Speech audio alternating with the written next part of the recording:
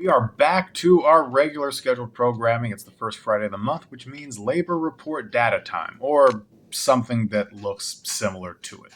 Brandon, OIAS, host of Outsider Information, doing this from the revamped office space because by San Diego standards, it's a little chilly outside and I'm soft. So here we are. We're gonna take a crack at it. We are at day 38 of the government shutdown, beating the previous high score of 35 by a couple of days, and currently no real end in sight. That is important because we're not using BLS data, which comes from the government. Would have had questions of whether or not we were going to get it anyway, just based off of the shakeups, but certainly not going to get it now. Also, the increased need for humanity and empathy. A lot of people are feeling a lot of pain in a whole lot of different ways. And I will say what I said last month.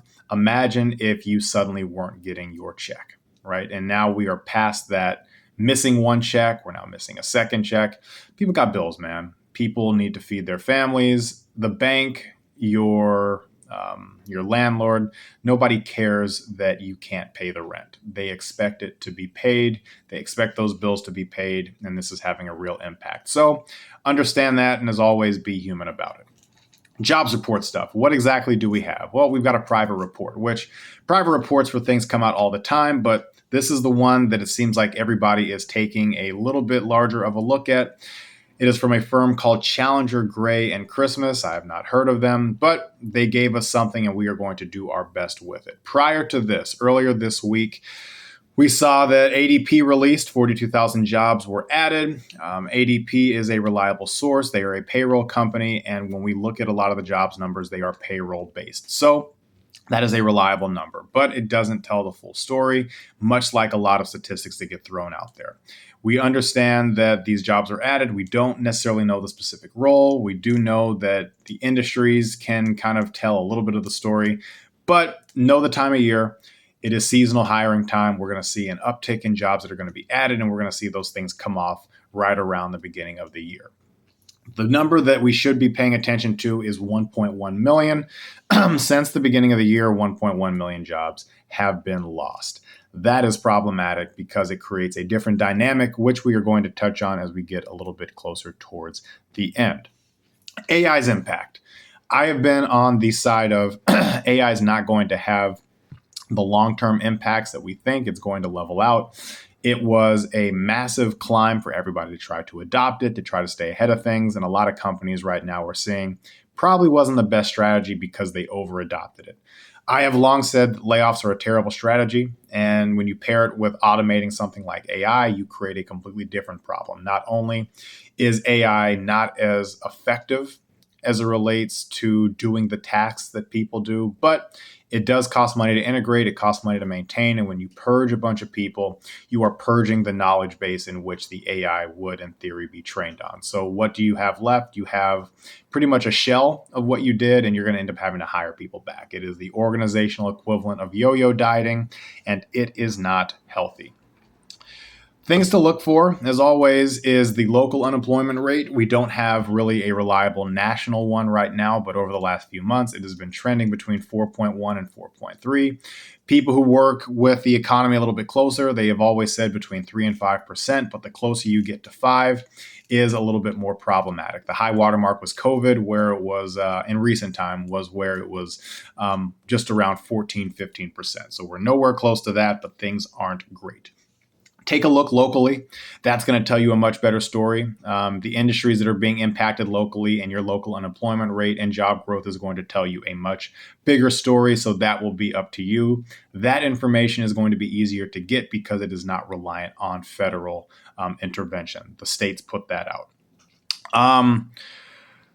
So going back to the first piece, we have had the worst layoffs in 22 years, or October was the worst in 22 years. And where that kind of puts us right now, when you've got a high unemployment, low hire market, is it makes it very difficult for people to get paid now and in the future. I relate this back to contracts in professional sports. Yes, I think we could all agree that when we look at those salaries, it's absolutely ridiculous to see somebody getting paid $50 million. But where you can't begrudge them is somebody's offering them money and they are taking it. Why that is important is that they have an obligation as athletes to get paid so that the person behind them can get paid. It is just a much easier sell to hold out for money when you already have a ton of it. Where this relates back to the employment market. The same thing, the same principle takes place. When you have a low hire market with a bunch of people looking for work, companies have every reason to lowball people on offers. The problem is that tying back to the beginning where you got to pay your rent, you've got to feed your family, you've got to do all these things, you're going to take the money that's given to you because some money is better than no money if you are really hurting. What that creates, though, is a situation where it can suppress wages, which is why I am, again, always in favor of the labor here and in favor of them holding out when they can, because that is the only way that the wages will actually increase. Companies will pay as little as they can. Look at these job descriptions where they're condensing a whole lot of roles. I saw somebody posted for a janitorial position, but was requesting masonry, electrical, and being able to do HVAC repairs. At that point, that is no longer a janitorial role. That is essentially a handyman that's going to be paid probably $18 an hour at the janitorial rate because they feel like they can get away with it. That is what this creates as a dynamic. And the longer that we allow that to take place, the harder it's going to be for wages to climb, and it's never really going to catch up as things get more expensive. So all that to say, if you have the ability to hold out and press for a larger wage, do it, because that is how the market goes up. If you have to take the job and you have to get paid, I can't begrudge you for that, right? This is a time of unprecedented pain, and you have to do what you have to do to survive. But if you are in a position where you can try to stump for more, do it, because it will make things easier going forward. All right, so there is that piece. This last one, this is more personal, and it involves Jamie Dimon, the CEO of Chase. Can we stop platforming this guy? Like, I see him give quotes a couple times a week, and it's just a bunch of nonsense. One, he spent $3 billion on a new building to force people to come back to work. You know what that $3 billion could have been used for? Paying your employees better. Okay, this idea that we need to force people into these work arrangements, it's kind of silly, right? We have technology as 2025. We have shown that remote and hybrid work can work and can work at a very high level. And let's be honest, the higher you climb in the food chain, the more flexibility you have. This is just a way to suppress the labor. And on top of that, he's a CEO, right?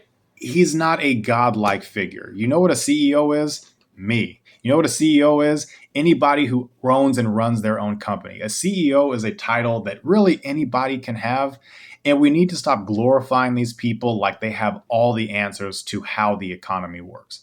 And as somebody who also talks to a good amount of other ones who are trying to do their own projects, they're all really not that smart. They are just somebody with a fancy title who can make a bunch of decisions and in a lot of ways is removed from the day-to-day. So can we stop platforming people like Jamie Dimon and giving him these spaces to say his opinions rather than actually doing something that's going to contribute really to the elevation of the people who need it the most? So that is really where I'm at on that.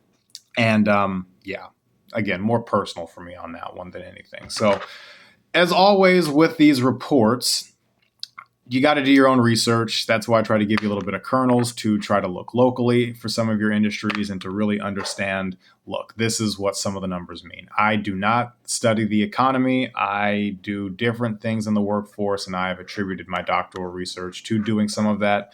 And I will be doing further research likely in 26 on an independent level where we will get to track more of this stuff, and I may even get to have some more substantive statistics off of things that I find. So that is something to look forward to.